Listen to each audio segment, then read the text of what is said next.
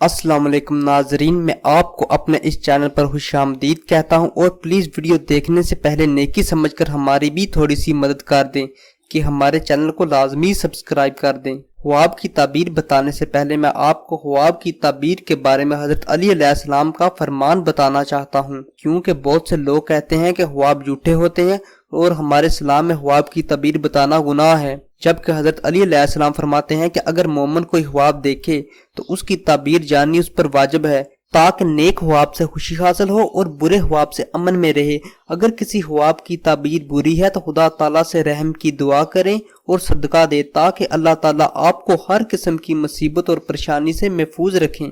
ناظرین، آج میں آپ کو خواب میں اذان سننے کی تعبیر بتاؤں گا۔ اگر آپ نے خواب میں اذان سنی ہے تو یہ پرہیزگاری اختیار کرنے، نمازی ہونے اور خوشی حاصل ہونے کی علامت ہے، یعنی یہ خواب آپ کے لیے بہت ہی زیادہ اچھا ہے۔